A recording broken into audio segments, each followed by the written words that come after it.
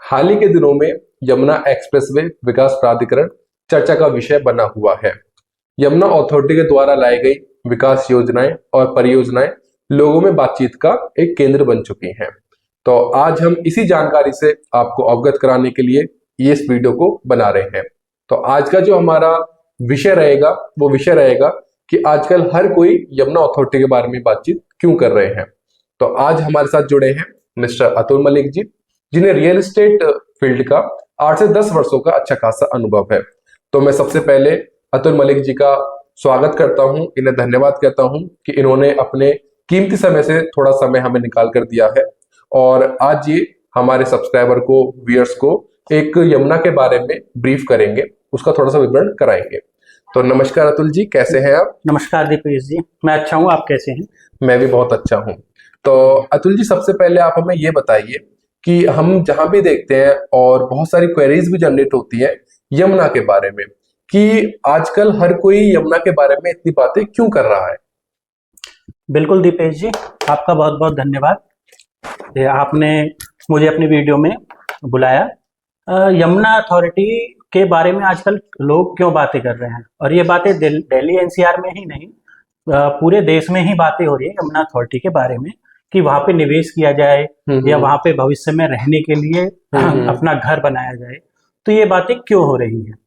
देखिए, कोई भी आप निवेश करते हैं, आप चाहे अपने रहने के लिए निवेश करें या आप अपना उद्योग लगाने के लिए निवेश करें या फिर आप इस तरीके से निवेश करना चाहें कि मैं अपना निवेश करूं और उससे मुझे अच्छा रिटर्न मिले। बिल्कुल बिल्कुल।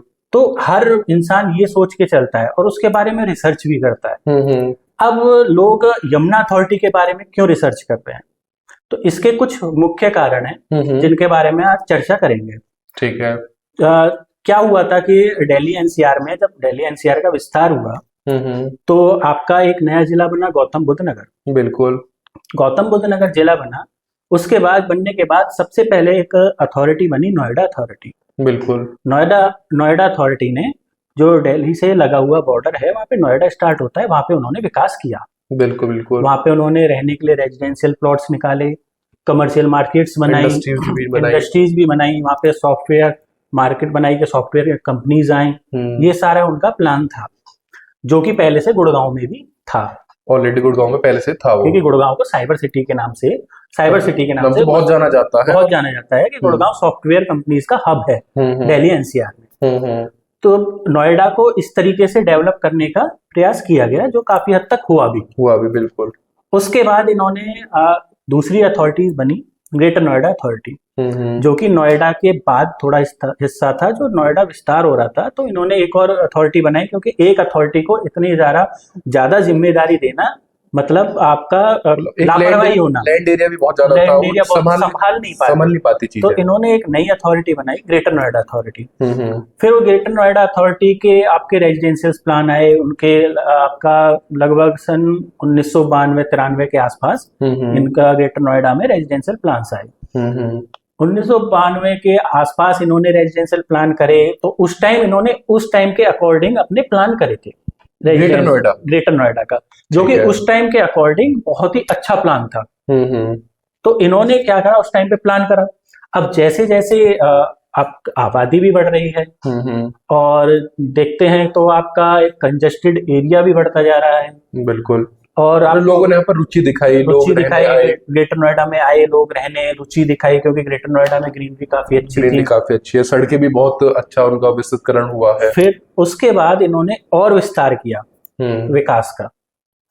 जब इन्होंने ग्रेटर नोएडा से आगे चले और उसके बाद जब बातें उठी एयरपोर्ट के लिए, नोएडा इंटरनेशनल एयरपोर्ट के लिए, तो उसके लिए जो इनके आपका जो लैंड एरिया था, वो लैंड एरिया सबसे ज्यादा आप ये जेवर का क्षेत्र मानते हैं, ग्रेटर नोएडा जेवर का क्षेत्र, ये लैंड एरिया काफी था। मतलब हाँ, तो लैंड की कमी नहीं थी। तो इन्होंने जब प्लान किया तो यहाँ पे इन्होंने एयरपोर्ट प्लान किया, और वो एयरपोर्ट इन्होंने ऐसा प्लान किया कि ऐसा हिंदुस्तान या छोड़ो एशिया में भी नहीं होगा। एशिया में भी नहीं है, हम हाईटेक, बिल्कुल, मतलब जो एक तरीके से आप भी अगर किसी घर में रह रहे हैं और आप अपना एक नया घर बनाएंगे, तो जो आपने पिछले घर में जो बनाने में कमियां की थी, बिल्कुल उस कमी को आप नए घर में पूरा करेंगे। बिल्कुल बिल्कुल बिल्कुल। तो यही चीज इन्होंने लेके आए कि जो हमारी कमी नोएडा और ग्रेटर नोएडा में रह गई थी, हम उसको यमुना अथॉरिटी में पूरा करेंगे, या जो हमारे पुराने एयरपोर्ट्स में, पुराने इंफ्रास्ट्रक्चर में कमियां थी, पुराने रोड्स वगैरह में जो कमियां थी, उस कमी को हम यहाँ सुधार करेंगे, वो अपनी गलतियों से सीखे। अब उसमें क्या लोग कहेंगे कि ग्रेटर नोएडा नोएडा में क्या कमियां थी? ग्रेटर नोएडा नोएडा में कोई कमी नहीं थी, अपने समय में कोई कमी नहीं थी उनके अपने समय में। लोग वो अपने समय से आगे की सोच के हिसाब से भी बने थे। लेकिन वहां पे अब क्या हो गया कि जब लोग ज्यादा रहने आए तो कंजेस्टेड स्टार्ट हुआ। क्यों स्टार्ट हुआ? कि पहले आपका लोगों के पास वाहन ज्यादा नहीं थे, लोग रहने इतने नहीं आ रहे थे। ग्रेटर नोएडा में आपकी ऑक्यूपेंसी ज्यादा नहीं थी, इंडस्ट्रीज भी नहीं थी, पॉपुलेशन भी ज्यादा नहीं कम थी। अब जैसे जैसे पॉपुलेशन आनी स्टार्ट हुई तो ग्रेटर नोएडा में क्या प्रॉब्लम आनी स्टार्ट हुई कि आपका एक ही सेक्टर में आप किसी भी, जैसे आप अल्फा 1 ही लेते हैं, वहां पे आपका 60 मीटर के भी प्लॉट है, वहां पे आपके 100 मीटर के भी प्लॉट है, वहां पे आपके 200 मीटर के भी, 150 मीटर के भी है, वहां पे आपके 350 मीटर के। एक ही सेक्टर में निम्न स्तर से लेकर उच्च स्तर तक वर्गीकरण, हाँ, अलग अलग साइज के प्लॉट्स हैं। दूसरा क्या है कि एक उसमें ये था कि एक 350 मीटर 350 स्क्वायर मीटर की लाइन है, उसके सामने 60 स्क्वायर मीटर की लाइन है, बीच में रोड आ गई उसकी 9 मीटर की। अच्छा, मतलब एक तरफ बड़े साइज और छोटे साइज, लेकिन रोड 9 मीटर की, रोड 9 मीटर की होगी। अब उसमें क्या हुआ कि आपका उसमें जेनेटरी लोकेलिटी का फर्क, लोकेलिटी का बिल्कुल फर्क आएगा, उसमें 60 मीटर और 350 स्क्वायर मीटर की लोकेलिटी का फर्क आया। तो जब यमुना अथॉरिटी की स्कीम निकली थी सन 2009 में, तो इन्होंने मिनिमम साइज 300 स्क्वायर मीटर था, बिल्कुल। और सेक्टर 18 में, पूरा सेक्टर 18 में इन्होंने 14,000 प्लॉट सिर्फ 300 स्क्वायर मीटर के निकाले थे। बिल्कुल सही कह रहे हैं आप। और फिर उसके बाद इन्होंने सेक्टर 20 में बड़े प्लॉट्स लेके आए थे, जिसमें भी इन्होंने पॉकेट्स के अनुसार वर्गीकरण किया था। जैसे ए पॉकेट में 4,000 मीटर के हैं प्लॉट सिर्फ, बी पॉकेट में 2,000 मीटर के, सी डी ई पॉकेट में आपके 1,000 मीटर के। इसी तरीके से इन्होंने वर्गीकरण किया। तो इन्होंने क्या किया, ए पॉकेट में अगर 300 स्क्वायर मीटर है तो 300 स्क्वायर मीटर के सारे प्लॉट रहेंगे, तो सब एक तरीके से घर रहेंगे, लोकेलिटी एक सी रहेगी, लोकेलिटी एक तरीके से रहेगी। दूसरा इन्होंने क्या अच्छी बात करी, 300 स्क्वायर मीटर के प्लॉट में मिनिमम रोड 12 मीटर की है, यानी कि 40 फीट की। वहीं अगर बड़ी रोड होती है। 500 मीटर की बात करें तो 500 मीटर है, 500 मीटर से ऊपर के सारे प्लॉट्स में 18 मीटर की मिनिमम रोड है। पर 500 मीटर से ऊपर 18 मीटर की, 500 मीटर में भी 18 मीटर की मिनिमम रोड है। यानी इन्होंने क्या किया कि अपने जो अपना लैंड यूज था उसमें इन्होंने क्या किया कि हम इसको एक तरीके से कहते हैं वेस्टेज, अगर अथॉरिटी की भाषा में, डेवलपमेंट की भाषा में कहें तो वेस्टेज, तो यहाँ पे वेस्टेज काफी हुआ, जिसको ग्रीन एरिया में और रोड में। तो रेशो कितना है ओपन एरिया रोड्स में और एक जो प्लॉट्स है इनमें?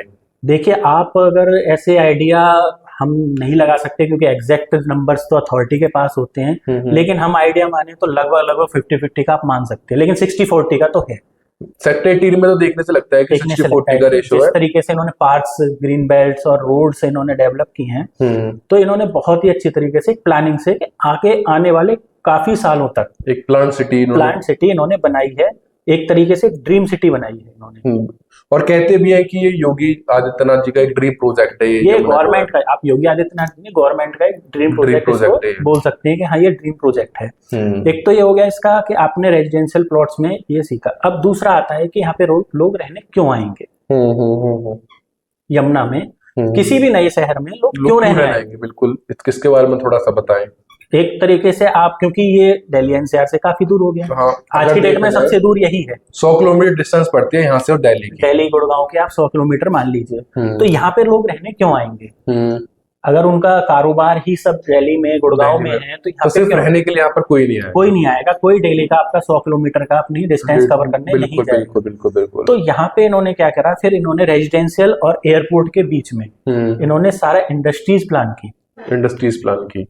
और इंडस्ट्रीज इस तरीके से प्लान की है इन्होंने कि उसमें भी वर्गीकरण किया है कि यहाँ पे टॉय सिटी होगा, यहाँ पे मेडिकल डिवाइस वो सेक्टर के हिसाब से सेक्टर 28 में इनका मेडिकल डिवाइस पार्क होगा, सेक्टर 29 में टेक्सटाइल एपरल पार्क है, सेक्टर 32 में इनकी टॉय सिटी है, डाटा सेंटर है। बिल्कुल, इस तरीके से इन्होंने वहां पे वर्गीकरण किया। और इन्होंने आप अगर आके जमीन पे देखेंगे, आके आप यहाँ देखते हैं फिजिकली, तो रेजिडेंशियल से ज्यादा इंडस्ट्री में इन्होंने डेवलपमेंट किया है, क्योंकि जब तक रोजगार नहीं होगा किसी बिल्कुल, शहर जब में, तक वहां पे रोजगार कोई नहीं। रहने नहीं आएगा।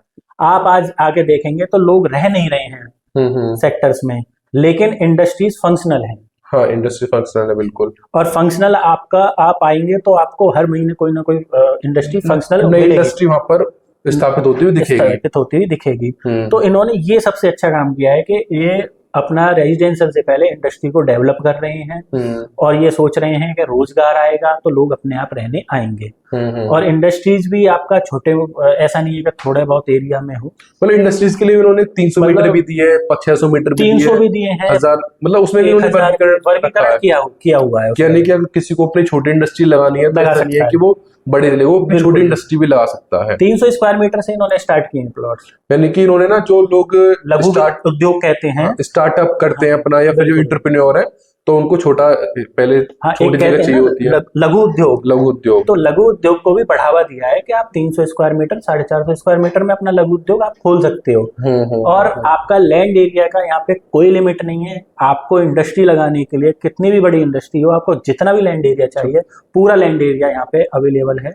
5 एकड़, 10 एकड़, 20 एकड़, बिल्कुल कितना भी आप ले सकते हैं, कितना भी आप ले सकते हैं। वो आपको अथॉरिटी डायरेक्ट अलॉट करती है। वो आपको तो कितने साइज से ऊपर अथॉरिटी डायरेक्ट अलॉट करती है, और देखिए पहले कैसे होती है, इसके बारे में थोड़ा सा बताएं। पहले जो नियम था, ये नियम था कि 4000 स्क्वायर मीटर से ऊपर की जो आपकी इंडस्ट्रीज होंगी वो डायरेक्ट अथॉरिटी अलॉट करेंगी। अच्छा। अभी इन्होंने जनवरी फरवरी में बोर्ड मीटिंग हुई थी, तब इन्होंने एक नया कर दिया था, काफी एप्लीकेशंस आई थी। बिल्कुल एप्लीकेशन, बिल्कुल 5000 मीटर की काफी एप्लीकेशंस आई थी। तो अथॉरिटी ने नया रूल निकाला है, 8000 स्क्वायर मीटर से ही स्टार्ट होगा डायरेक्ट अथॉरिटी से अलॉटमेंट। अच्छा, 4 की जगह उन्होंने अब 8000 स्क्वायर मीटर कर दिया। बाकी इससे नीचे के प्लॉट आपको रीसेल में अवेलेबल होंगे।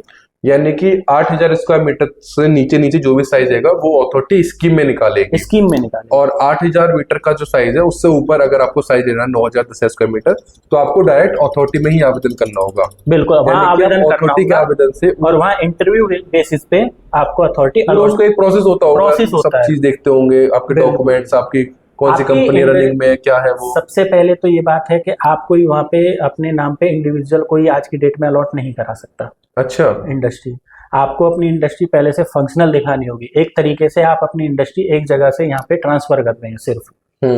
आप यहाँ पे ये नहीं कह सकते कि मैं नई इंडस्ट्री खोलूंगा, मैंने आज तक कोई इंडस्ट्री का काम नहीं किया है। अच्छा। आपकी इंडस्ट्री ऑलरेडी फंक्शनल होनी चाहिए, तभी इनका एयरपोर्ट चढ़ेगा, जो कार्गो फ्लाइट जो ये कह रहे हैं। मैं मान लीजिए मैं चला जाऊं लेने के लिए इंडस्ट्री का प्लॉट, और मैंने इंडस्ट्री का प्लॉट ले लिया, लेकिन मैं उसको फंक्शनल नहीं कर रहा। अच्छा। तो उस प्लॉट की अलॉटमेंट का क्या फायदा। बिल्कुल बिल्कुल सही कह रहे हैं आप। तो इसीलिए इन्होंने ये कहा है कि आपकी इंडस्ट्री फंक्शनल होनी चाहिए, तभी आपको अलॉटमेंट होगी। तो ये पॉइंट है एक आपका रोजगार का। बिल्कुल ठीक है। तीसरा और बहुत ही मेन पॉइंट आता है कि यहाँ की कनेक्टिविटीज और रोड इंफ्रास्ट्रक्चर। सबसे मेन है रोड इंफ्रास्ट्रक्चर, सबसे मेन यही है। आपका जब अथॉरिटी ने यहाँ पे अलॉटमेंट की थी रेजिडेंशियल की, उससे पहले आपका यमुना एक्सप्रेसवे जो ग्रेटर नोएडा से और आगरा जाता है, देशों के एक अच्छे एक्सप्रेसवे से एक है।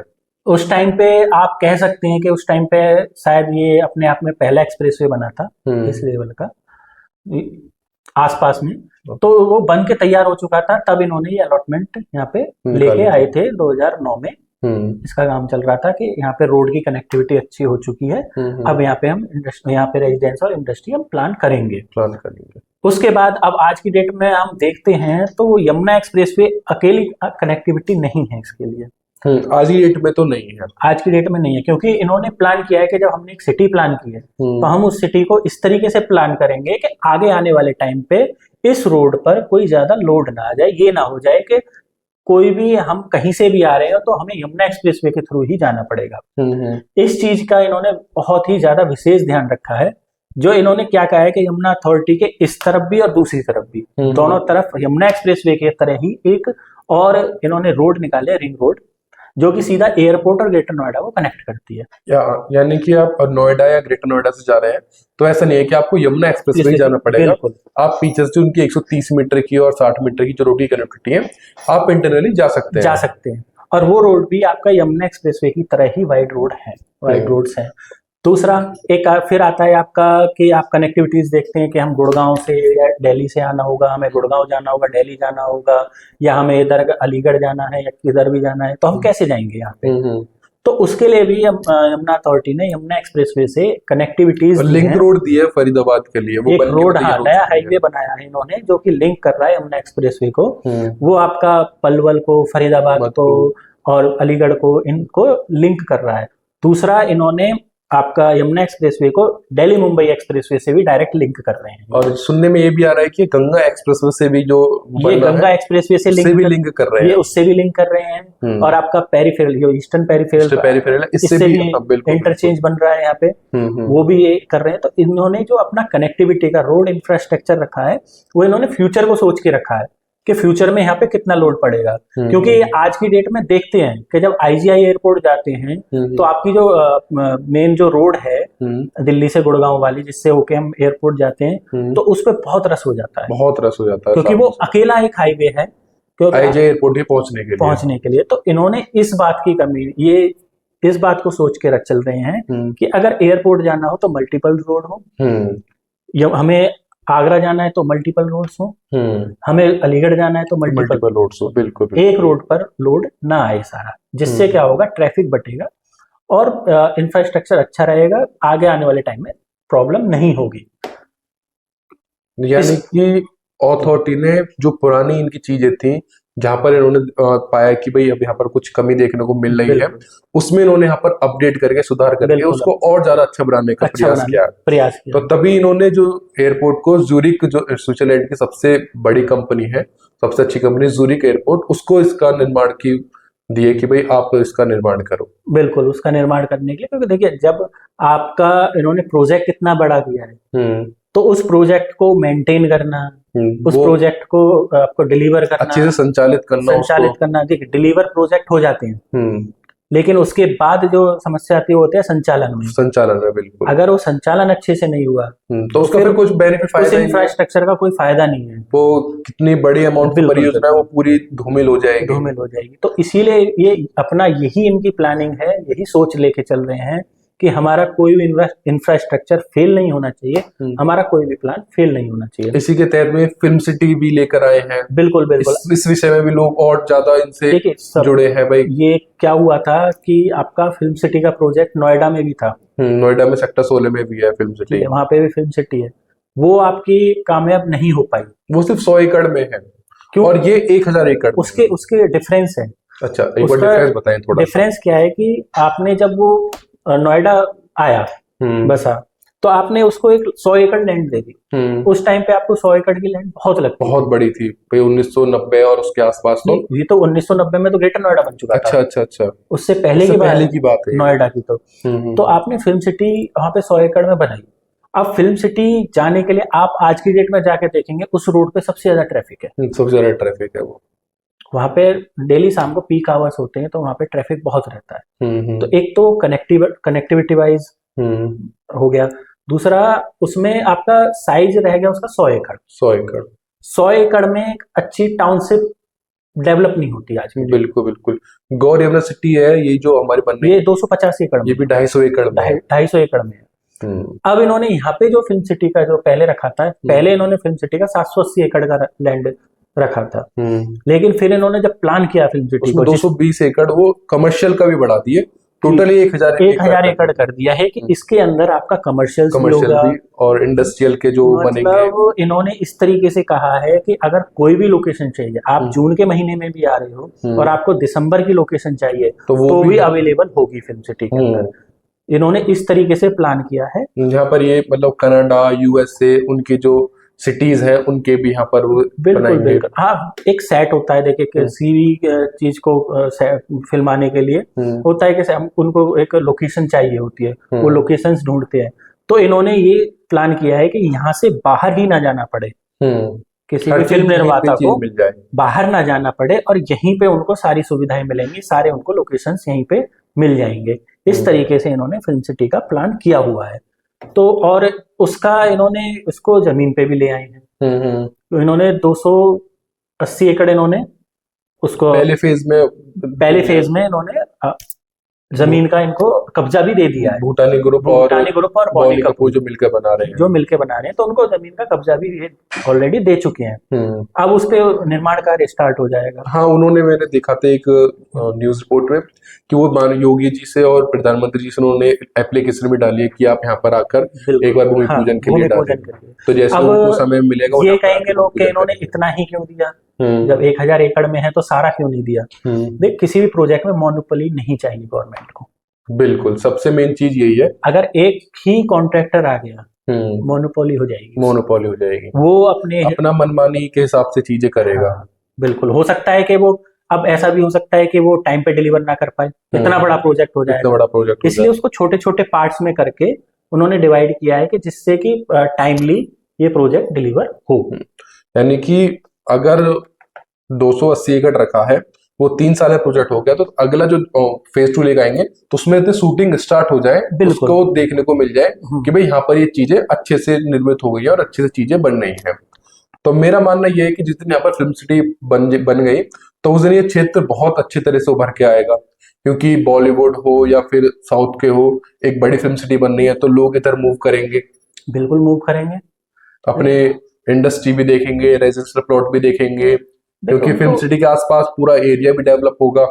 एक ये अपने आप में एक पहला शहर ऐसा होगा कि जहाँ पे आपको बिल्डर्स के फ्लैट्स जो हर चीज में समाहित है, और प्लॉट्स, अथॉरिटी के प्लॉट्स, और आपके industries, film cities, universities, hotels, airports, मतलब जो आप एक सोचेंगे वो चीज आपको यहाँ पे मिलेगी, प्रोवाइड होगी, यहाँ पे मिलेगी आपको इस एरिया में। और आप अगर एयरपोर्ट और यहाँ पे रेजिडेंशियल प्लॉट्स जहाँ पे एरिया है, वहाँ पे डिस्टेंस की बात करें, डिस्टेंस भी आपका लगभग 15 किलोमीटर के आसपास है, जिसमें टाइम लगता है मात्र 15 मिनट।